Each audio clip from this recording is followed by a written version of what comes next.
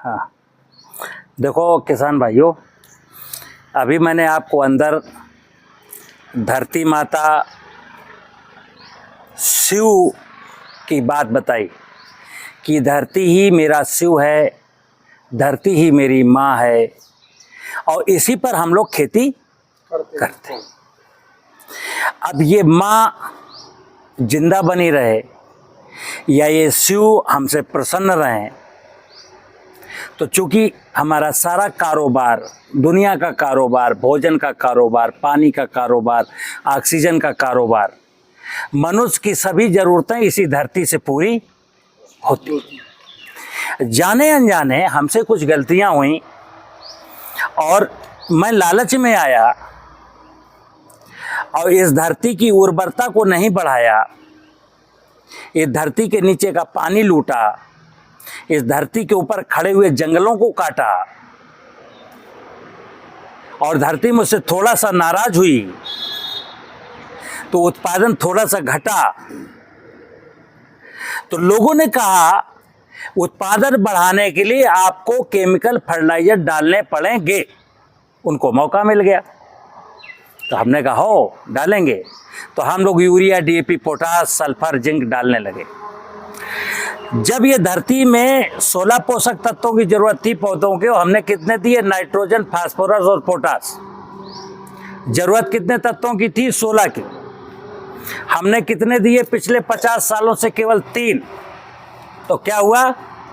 भोजन की पौष्टिकता में गिरावट आ गई, यानी भोजन जितना स्वादिष्ट और पौष्टिक होना चाहिए वो नहीं रहा। भोजन में स्वाद है? क्योंकि भोजन में पौष्टिकता भी नहीं है और उसका सबूत है कि दुनिया आपको कहती है आयरन की गोली लो, जिंक की गोली लो, कैल्शियम की गोली लो। अगर हमारे भोजन में पौष्टिकता होती तो हमें जिंक की गोली, आयरन की गोली और इसकी गोलियों की जरूरत होती क्या? कभी ना थी, ना होगी। लेकिन समस्या ये है कि ये धरती खराब है। समझना बात को।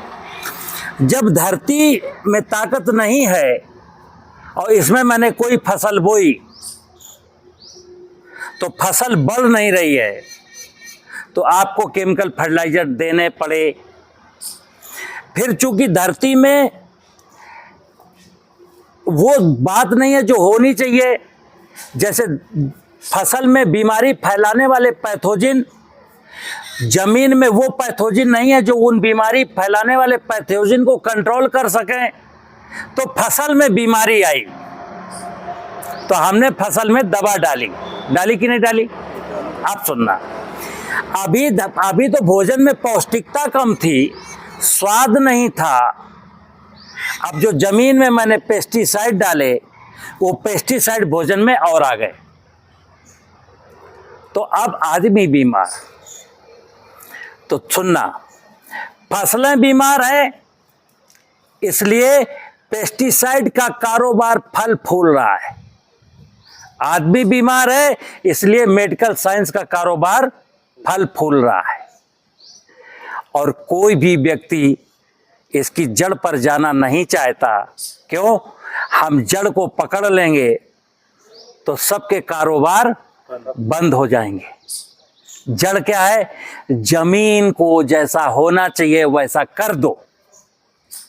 तो जमीन को जैसा होना चाहिए वैसा करने में आजकल एक शब्द है जीवामृत। यहां भी ढेर सारी भ्रांतियां हैं। जैसे आप सब लोगों ने जीवामृत सुना है।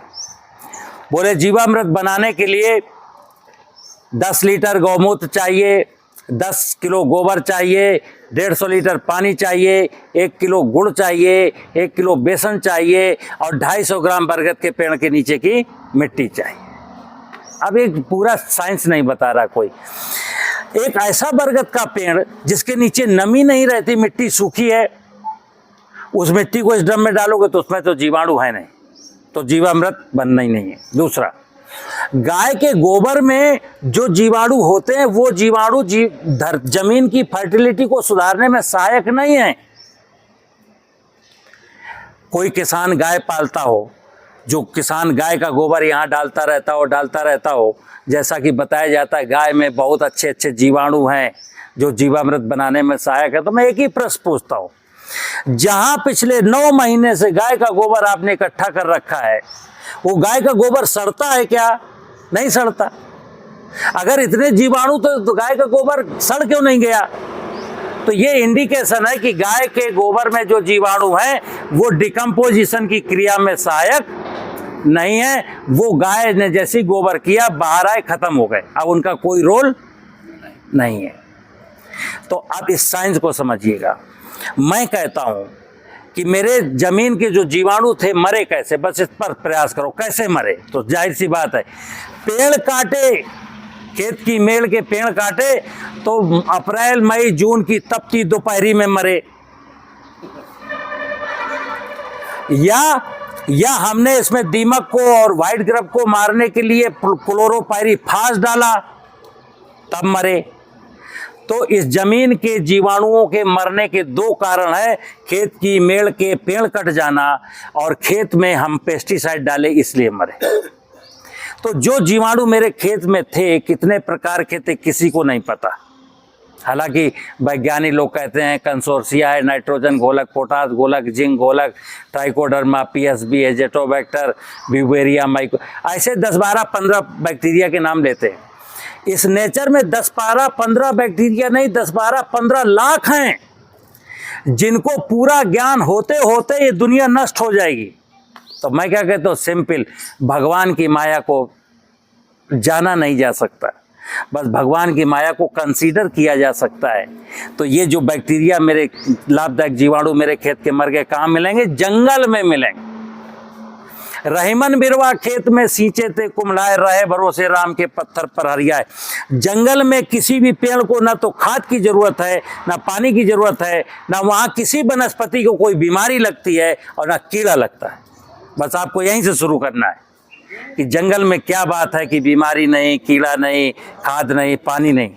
और किसी जमाने में आपके खेत का भी यही हाल था। 100 साल पहले ना पानी लगता था, ना खाद लगती थी, ना कीड़ा लगता थी, ना बीमारी लगती थी। तब लोग कहेंगे पैदावारी कम थी। पैदावारी कम नहीं थी। हमारे देश को पुरोहित राष्ट्र कहा जाता था, सोने की चिड़िया कहा जाता था। हम विश्व गुरु थे, हम दुनिया को खाद्यान्न भेजते थे, तब सोना लाते थे। इतना मेरी धरती पैदा करके देती थी, यानी मैं दुनिया में, मेरा डंका पिटता था। तो प्रोडक्शन बहुत था और ये धरती बहुत कुछ दे सकती है, लेकिन जब मर गई है, बंजर हो गई, तो क्या देगी? तो धरती को उपजाऊ बनाने के लिए एक पहला निवेश है ये जीवामृत। और बहुत सारे लोग, अगर किसी ने गौमूत्र गोबर वाला जीवामृत बनाया हो तो उसका एक कलर कभी नहीं होता, काले कलर का होता है, नंबर 1। नंबर 2, इसमें कभी उंगली डाल के देखो, कोई भी आ सकता है। अभी अभी धूप थी, अभी अभी छांव हुई है, लेकिन इसका कभी भी आइए, जब 51 डिग्री सेंटीग्रेड टेम्परेचर हो, तब भी इसमें थर्मामीटर लगाएंगे तो इसका टेम्परेचर मिलेगा 35। यानी पानी अगर रखेंगे ड्रम में तो गर्म हो जाएगा, लेकिन ये ठंडा ठंडा रहेगा।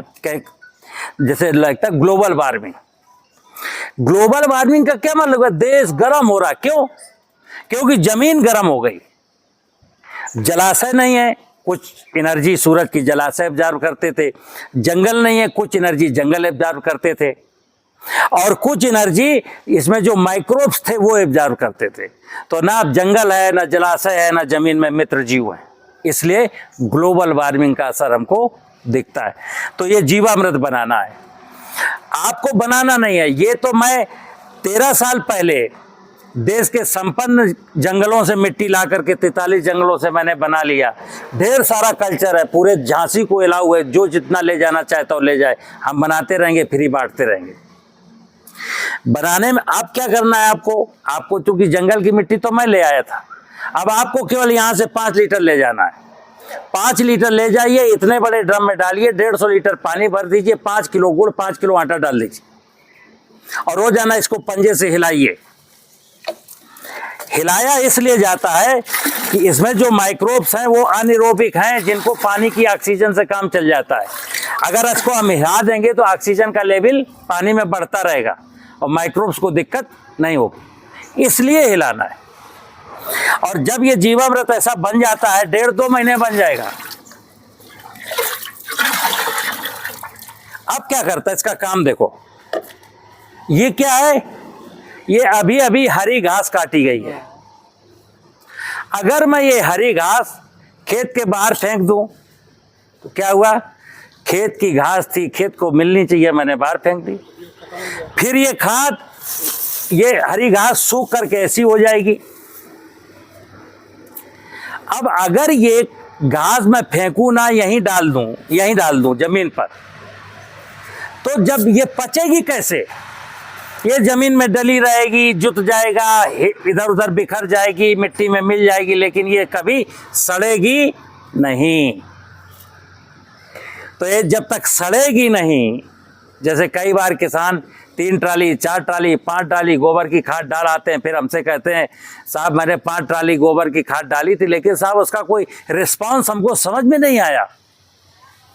भाई ये बायोमास खेत का भोजन तो है, लेकिन पौधों का भोजन तब बनेगा जब ये पच जाएगा।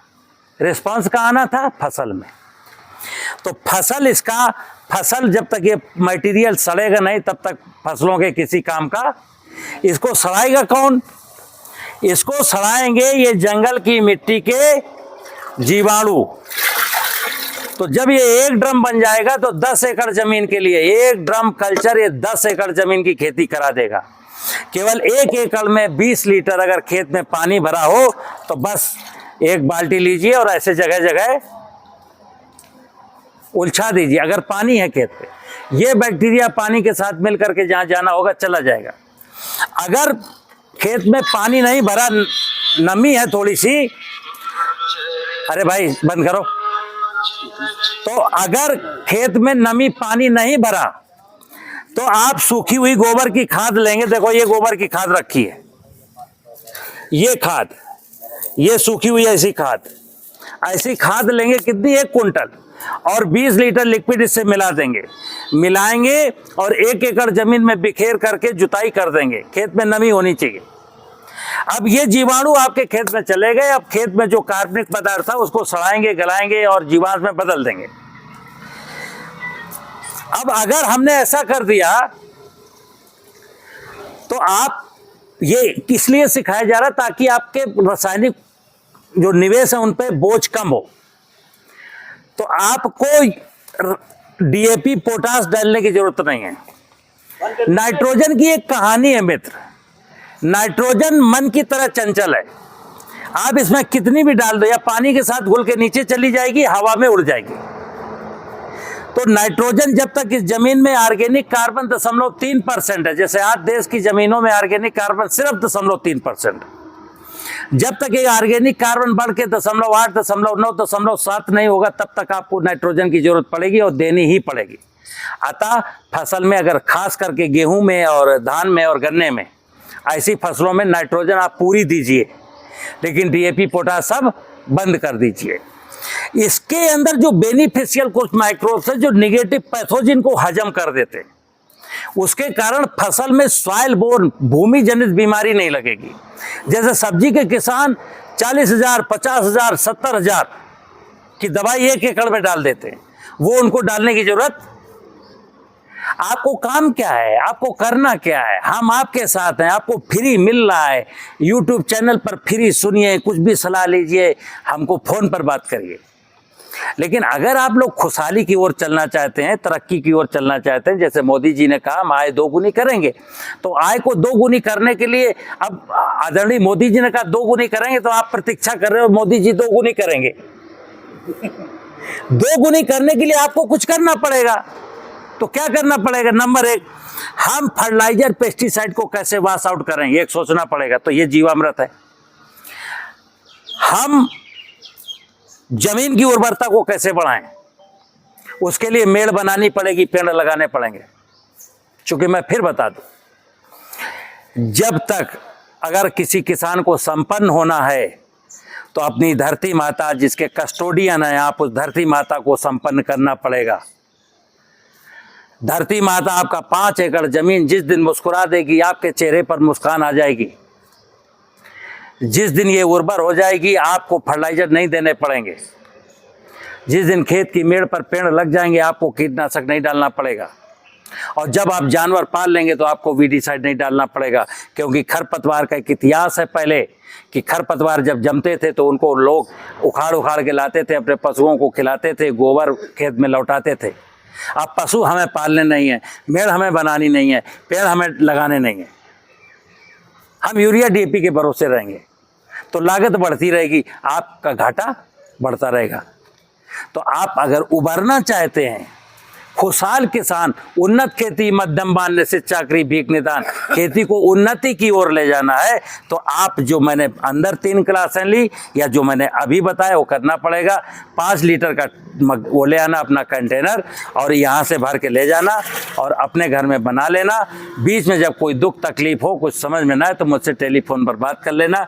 मेरा टेलीफोन नंबर 870-7673-442 है। और जो ना लिख पाए शुक्ला जी से पूछ लेना। आपके गांव सुट्टा 870-7673-442। और हमको अगर कोई जुड़ना है तो आप, ये मेरा व्हाट्सएप नंबर है, आप हमको मिस कॉल मत मार देना। आप हमको विनोद कुमार सचान के नाम से नंबर फीड करो और फिर उसमें आप मैसेज भेजो कि मेरा नाम रतिराम पटेल है, सुट्टा से हूँ, तब मैं आपको सेव कर लूँगा। उसके बाद बात आप करिए हमसे, ठीक है ना। नमस्कार। प्रश्न है हाँ कि सर, जो हम ये जो जीवामृत बनाते हैं ना, हाँ। इसे छाया में रख सकते हैं कि मतलब घर के अंदर, ऐसे खिड़की तो है लेकिन घर के अंदर रखने से क्या होता है? देखिए, मैं जीवामृत के बारे में आपको 2-3 चीज़ें पहले क्लियर कर दूं, उसके बाद फिर आप अगला प्रश्न पूछ रहा है। इस जीवामृत को इतने ऊंचे ड्रम में ही बनाना चाहिए जी। कभी भी इतने छोटे से बॉक्स में नहीं बनाना चाहिए, क्योंकि ये जीवामृत बहुत ही अच्छा है और बहुत खराब है। अगर ये किसी बच्चे के, बकरी के, कुत्ते के, बिल्ली के, इससे किसी ने पी लिया और ये मैच्योर है तो उसकी मृत्यु सुनिश्चित है। तो नंबर 1, इतना ऊंचा ड्रम होना चाहिए। आपने कहा घर के कमरे के अंदर रख सकते हैं कि बाहर। अगर कोई कमरा ऐसा है कि जहां कोई रहता नहीं है, क्योंकि सुनना, इसके जो माइक्रोब्स हैं वो फिर हवा सस्पेंस में भी तैरते हैं, ठीक है ना जी जी। तो अगर कमरा बंद है और ये 1 ड्रम बना बनाया, 2 ड्रम अंदर रखा है, तो एक दिन ऐसा आएगा कि आप जब कमरे का दरवाजा खोलेंगे तो आपको घुसा नहीं जाएगा। हम तो घुस लेते हैं, मेरी आदत पड़ गई, लेकिन आम आदमी उसमें घुसने से इतराज करेगा, क्योंकि हवा में इतना माइक्रोब सस्पेंस में तैरता है कि उसकी स्मेल इतनी ज्यादा है।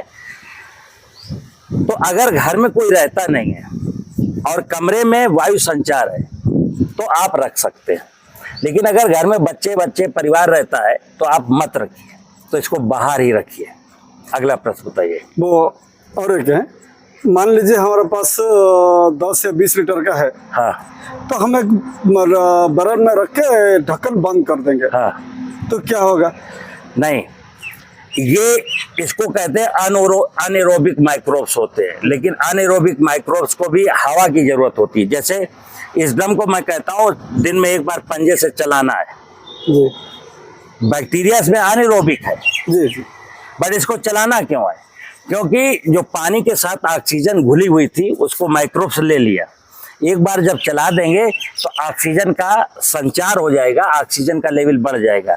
यहाँ 5-10 लीटर के डब्बे में आप अंदर बंद है, उसमें ढक्कन भी लगा दिए हो, तो बैक्टीरिया हालांकि बहुत जल्दी नहीं मरेगा, लेकिन वहाँ मल्टीप्लाई नहीं होगा। और एक बात है, मान लीजिए हम कहीं बाहर चला जाएंगे, हाँ 10-20 दिन के बाद आएंगे, हाँ तो हम इसमें भोजन नहीं डाल सकते? हाँ, तो क्या होगा? देखिए, हमने बोला जब इसमें हम चीनी, गुड़ या आटा डालते हैं, तो अभी भी मैं अपने उन ड्रमों को अगर हिलाऊंगा तो वो जो 2 महीने पहले वाला आटा था अभी पूरा का पूरा बैक्टीरिया खा नहीं पाया है। गुड़ तो हजम कर लेता है बहुत जल्दी, लेकिन जो आटा, इसीलिए आटा का बेसिकली एक साइंस और है कि आटा डालने का, कि आटा अगर होता तो आटा जब तक नैनो पार्टिकल में नहीं टूटेगा बैक्टीरिया उसको नहीं खा पाएगा। तो आटे को नैनो पार्टिकल में टूटने में टाइम लगता है। तो जैसे कि मैंने कहा 10वें दिन इसको फीडिंग देनी है, आप 15 दिन के लिए बाहर चले गए, तो मतलब तो यही हुआ कि 5 दिन नहीं दे पाए। 10 दिन तो ऐसे ही नहीं देनी थी, 5 दिन 6 दिन और नहीं दे पाए, तो कोई फर्क नहीं पड़ता है। मल्टीप्लिकेशन इसका थोड़ा सा स्लो हो जाएगा, बट बैक्टीरिया यहाँ पर है। मल्टीप्लिकेशन जो रेट था भोजन के अभाव में वो थोड़ा सा रुकेगा। मान लीजिए कोई भी कारणवश एक महीना हो जाएगा, हाँ 1 मंथ हो जाएगा, हाँ, तो क्या प्रॉब्लम हो सकता है? नहीं होगी, नहीं होगी ना। देखिए आप, प्रॉब्लम केवल इतनी होगी कि इस लिक्विड में डेड सेल की संख्या बढ़ेगी, लिविंग सेल की संख्या कम होती जाएगी। जैसे कई बार अगर मेरा ये ड्रम मैंने 1 महीने तक इसको बंद कर दिया और मैं चला गया कहीं बाहर, ना मैंने देखा ना मेरे आदमियों ने देखा, जब मैं 1 महीने के बाद आया तो ये नहीं है कि ये मर गया, ये छुई मुई का पौधा नहीं है, ये नेचर है।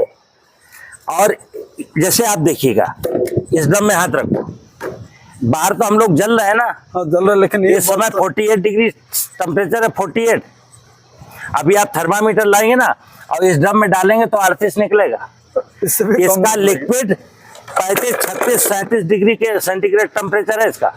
हाँ बहुत ठंडक आता है। ठंडक है ना। अब देखिए आप, देश में जो वो वाला जीवामृत बनाते हैं, जरा वो वाला गाय को गोबर वाला जीवामृत रखो धूप में और ठंडा रहे तो बताना हमको। नहीं रहता है, वो गर्म हो जाता है, गर्म हो जाता है। अब गर्म हो जाता है तो माने बैक्टीरिया मर गए। क्योंकि आप समझिए 40 डिग्री सेंटीग्रेड के बाद अगर टेम्परेचर अप जाता है तो बैक्टीरिया या फंगस जो भी होता है वो मरता है, ठीक है ना, ये तो साइंस में है। और वो गाय का मूत्र और गाय का गोबर वाला जो ड्रम है उसमें ठंडक नहीं रहती ऐसी जैसी है। मैं क्या कहता हूं कि ये जंगल की माया जो है बफर जोन का काम करती है। जो आज टेम्परेचर है, कोई सूरज ने तीसरी आंख नहीं खोली, धरती का टच जाना, धरती में बफरिंग कैपेसिटी नहीं है क्योंकि उसके माइक्रोब्स मैंने मार दिए हैं। जैसे अभी अगर हम थर्मामीटर लाएं और आप अपने खेतों के 500 मीटर दूर किसी किसान के खेत का टेम्परेचर नाप के आए और फिर हम अपने खेत का टेम्परेचर नापें आपके सामने, तो मेरे खेत के टेम्परेचर में 3-4 डिग्री सेंटीग्रेड कम टेम्परेचर पाया जाएगा पड़ोसी के खेत से। क्यों? क्योंकि यहाँ बफर जोन बनी हुई है, यहाँ जीवाणु हैं, ठीक है ना। और कोई प्रश्न हो तो बताओ। हमें इससे यूज करने के बाद जो हम जो जमीन में जो पानी के सिंचाई करते हैं, हाँ, उससे ज्यादा लगता है या कम लगता है? आप सुनो, मैंने अभी बोला ना कंफ्यूजन जी, किसान पानी की सिंचाई के साथ उपयोग करने की बात कर रहा है। मैंने बोला कि इसमें ना नाइट्रोजन है, ना फास्फोरस है, ना पोटास।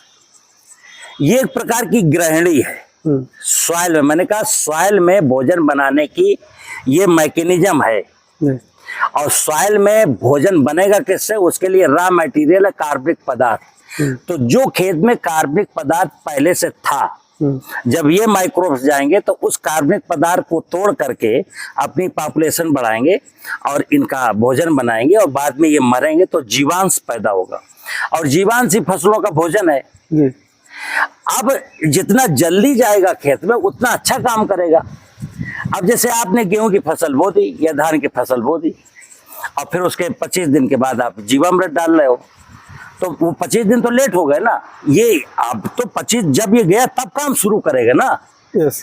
तो मैं क्या कहता हूँ किसान को, फसल की रोपाई, फसल की बुआई के पहले खेत में जब नमी हो जुताई करें या पलेवा करें तब इसको डाल दें। जितना अर्ली जाएगा उतना जल्दी ये वर्क में आएगा, वर्किंग शुरू करेगा। जब ये कुछ बनाएगा तभी तो क्रॉप को दे पाएगा जी, ठीक है ना। तो इसको बाद में मैंने बोला यूरिया की टॉप ड्रेसिंग हम लोग करते हैं, इसकी टॉप ड्रेसिंग का मतलब नहीं है। ये तो अर्ली जाना चाहिए। जमीन सॉइल का इनाकुलेंट है, सॉइल में इसको इनाकुलेंट करना है। और अगर इसमें इसको धूप नहीं पड़ेगा, सिर्फ छाया में रहेगा तो कोई बुराई नहीं। कोई बुराई जैसे ये तो देखो, ये ड्रम मैंने जानबूझ के बाहर रख रखा है। जैसे अगर मैं इसको छाया में रखता और फिर कोई किसान मेरे पास आता दूर का और मैं कहता देखो इसका ठंडा है, तो क्या कहता कि साहब छाया में रखा है, कॉन्फिडेंस नहीं डेवलप होता ना। इसलिए मैंने उसको धूप में रख रखा है कि आप कोई किसान, जैसे आप आए, आपने कहा इसको जरा छुओ, तो आपको ड्रम ठंडा लग रहा है, तो आपने कहा एकदम से अचंभे की बात है यार, वेरी गुड, ये तो ठंडा है। अब आपके दिमाग में आएगा, फिर आपने इसमें हाथ डाला तो आपको लगा ठंडा है, तो ऐसा लगता है जैसे इससे मैं नहा लूं, ठंडा पानी, कोल्ड वाटर है। इतनी धूप में भी, इतनी धूप, मैं बोला ना कल तो 49 डिग्री सेंटीग्रेड था टेम्परेचर, इतना ही ठंडा था। तो मैं यही तो कहता हूँ देश के किसानों से कि खेती जो है समझ का विषय है, और ये भगवान की माया है। जैसे अब खेत को ठंडा, हम कहते हैं खेत हमारा गर्म है, और कोई मैकेनिज्म है जो खेत को ठंडा कर दे? नहीं है। नहीं। कौन ठंडा करेगा? परमात्मा, प्रकृति, भगवान की माया। ये क्या? भगवान की माया, जंगल की माया। इसीलिए तो मैं कहता हूं कि प्रकृति का अध्ययन करो, प्रकृति को पढ़ो, और कोई क्वेश्चन? और एक क्वेश्चन इसके बारे में नहीं, वो संजीवनी खाद के बारे में। अच्छा, संजीवनी खाद क्या है कि जैसे वेजिटेबल आपके यहाँ लोग, वो हमारा वहाँ तो बैंगन है, टमाटर है, खड़ी फसल है। हाँ राइट। तो जैसे 1 एकड़ का कोई किसान है, तो 1 एकड़ के लिए बता रहा हूँ, फिर आप मल्टीप्लाई कर लें। 1 एकड़ के लिए आपको 25 किलो गोबर लीजिए, गाय का, भैंस का, जो भी हो, ताजा, समझना बात।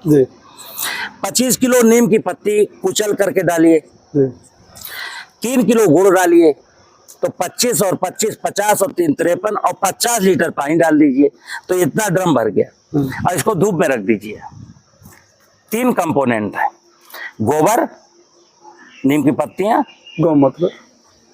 गौमूत्र हो तो डाल दो, नहीं तो नहीं। देखो गौमूत्र के बारे में मैं गौमूत्र की बात इसलिए नहीं करता हूं, मेरी बात समझना, साइंटिफिक बात, कि अगर मैं कोई प्रोडक्ट बनाता हूं उसमें बात पर कहता हूं गौमूत्र डालना है, तो इसका मतलब हुआ देश के 20% किसान जिनके पास गाय है वही ये कर पाएंगे, और जिनके पास गाय नहीं वो कहेंगे ये तो चूतिया टाइप का आदमी है, बार बार गौमूत्र करता है, गाय तो मेरे पास है नहीं। दूसरी चीज, अभी मैंने गाय के बारे में बताया ना पिछले में,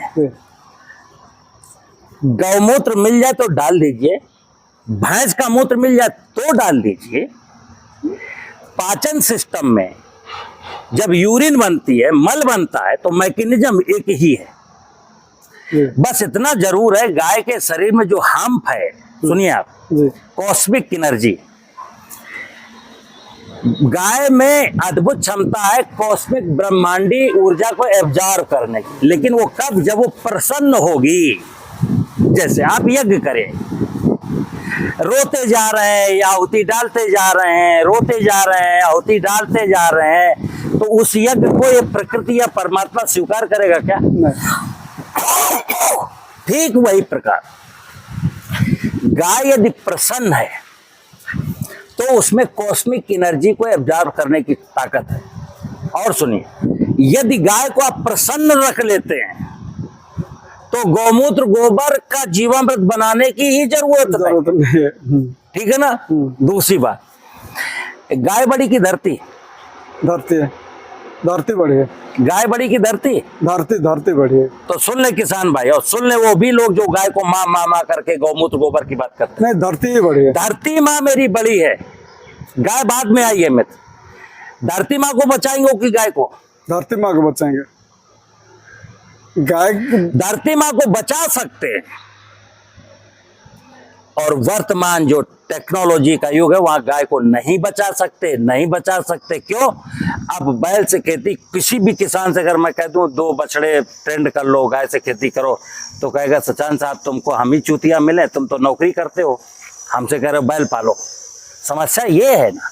और कोई प्रश्न? वो और एक प्रश्न छूट गया था इससे जीवामृत के बारे में। जब हमें इसे गोबर में मिलाते हैं, उससे कितने दिन तक रख सकते हैं? मतलब आज यूज नहीं हो पाया, मान लीजिए। अगर सुनो मेरी बात, अगर आपने 20 लीटर ये लिक्विड 1 एकड़ जमीन के लिए घन जीवामृत बनाया, जिसमें 1 कुंटल सूखी हुई गोबर की खाद लिया, फिर 20 लीटर ये लिक्विड डाला और फिर इसको खेत में बिखेर करके जुताई करनी होती, और आपने कहा मुझे रखना है जी इनकेस रखना है, जी इनकेस अगर 2-3 दिन की बात है तो कोई बात नहीं, इनकेस अगर 10 दिन रखना है तो फिर इसमें क्या करेंगे कि 2 किलो गुड़ घोलेंगे 10 लीटर पानी में, और वो गुड़ का सीरा इसमें स्प्रे कर देंगे, वो जो घन जीवामृत में, और गीले टाट से ढक के रख देंगे, और कोई क्वेश्चन? वो तो ठीक है। जो संजीवनी है ना, मान लीजिए एक हाँ, फसल है। संजीवनी। वो एक फसल है। तो संजीवनी मैंने बोला 25 किलो गोबर है, 25 किलो नीम की पत्ती है कुचली हुई, 3 किलो गुड़ है, 50 लीटर पानी है, धूप में रख दिया, आज के सीजन में 10 दिन में 8 दिन में बन जाएगी। और इसमें छाया में रखेंगे तो? छाया में नहीं रखना, ये संजीवनी खाद कभी छाया में नहीं रखनी, इसका फर्मेंटेशन धूप में ही होना है। जी। अब ये जो 100 लीटर का है लगभग, अब आपको 1 एकड़ बैंगन में स्प्रे करना है, तो क्या करेंगे, एक ड्रम आप बगल में रखेंगे 200 लीटर का, उसमें भर देंगे 100 लीटर पानी, और फिर इसको डंडे से हिलाएंगे, 30 लीटर लिक्विड इसका इसमें पलटेंगे, 35 लीटर इसको हिला देंगे, इसमें जो रसायन बन चुके हैं वो सब इस पानी में आ गए, सॉलिड पार्टिकल नीचे बैठ गए। इस पानी को धीरे से निथार लीजिए और एक बार मार्किन के कपड़े से छान लीजिए और स्प्रे कर दीजिए। अगर ये 30 लीटर 35 लीटर इसका लिक्विड मैं छानने को कहूँगा तो आप 3 दिन लगे रहेंगे, छान नहीं पाएंगे। तो जब हमने 100 लीटर पानी में 35 लीटर ये डाला तो वो इसके रसायन उस पानी में घुल गए और पानी में आ गए, सॉलिड पार्टिकल नीचे बैठ गए, कुछ सस्पेंस में है, तो वो एक मार्किन के कपड़े से छन जाएंगे। और कोई मान लीजिए हम वहाँ खुले में रखेंगे ना वो संजीवनी खाद को, अगर इसमें कोई चूहा या कुछ मक्खी ऐसे गिर जाएगा, गिर जाने दो, कोई प्रॉब्लम नहीं। देखिए चूहा अगर गिर गया है, पक्षी अगर गिर गया है तो उसको धीरे से निकाल के बाहर फेंक दो, वो तो मर चुका होगा ना, फेंक दो, फिर भी कोई प्रॉब्लम नहीं, क्योंकि आपको फिर प्रॉब्लम कर सकता है, बट इसकी क्वालिटी पर कोई भी गिरावट नहीं आएगी। और एक बात है, हमारा फसल अभी खड़ा है, हाँ, हम अभी बनाएंगे संजीवनी खाद, हाँ, तो उसमें अभी ऑलरेडी इंसेक्ट्स है। फिर बताऊंगा, ये संजीवनी खाद, इसका जो नीम का जो तीखापन है, वो जो पत्ती काटने वाला कीड़ा है उसको मारता नहीं है, पत्ती का टेस्ट इतना खराब कर देता है कि उसको खाएगा नहीं। तो वो रूट में लग जाता है, वो रूट में है, सुन तो लो, जो रूट बोरर है, जो जड़ के अंदर है, वो उस कीड़े को ये नहीं मारेगा जी। उस कीड़े को नेचुरली कंट्रोल करेगा जीवामृत। देखिए आप जंगल में, मैं कहता हूँ जंगल में क्या कोई रूट बोरर है, सूट बोरर है? नहीं है। क्यों नहीं है? क्योंकि वह जीवाणु है, प्रकृति की माया जिंदा है।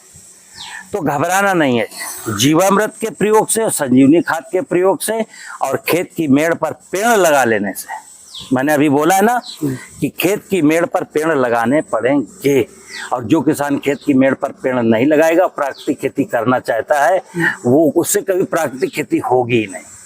प्राकृतिक खेती का मतलब है भगवान की व्यवस्था को समझना है, उसकी व्यवस्था के साथ मिलकर के जीना है, इसका नाम प्राकृतिक खेती है। अपने लाभ के लिए नहीं, परमात्मा के लाभ के लिए, परमात्मा को खुश करने के लिए मुझे प्राकृतिक खेती करना है, और परमात्मा जब खुश होगा तो मुझे तो खुशियां मिलेंगी। नमस्कार भाई मेरे, ये ऐसा पंजा बनाओ, जामेदारी देखो कितना सरल, हिल गओ, काय के लाने हिलाए जा रहे हो, गुड़ और आटा घुल जाए, दूसरा रोजाना एक बार हिलाना, क्योंकि इसमें अनएरोबिक बैक्टीरिया है, पानी की ऑक्सीजन से काम चलाते हैं, हिलाने पर ऑक्सीजन का लेवल बढ़ जाता है तो बैक्टीरिया अच्छा ग्रोथ करता है। तो समझे, 5 लीटर लिक्विड ले गए अपने हमारे यहाँ से, एक ड्रम में डाला, 150 लीटर पानी भरा, 5 किलो गुड़ 5 किलो आटा डाल दिया। ठीक 15 दिन के बाद, आटा जो किसी का वाला, हाँ, ठीक 15 दिन के बाद फिर 3 किलो गुड़ 3 किलो आटा डालना है।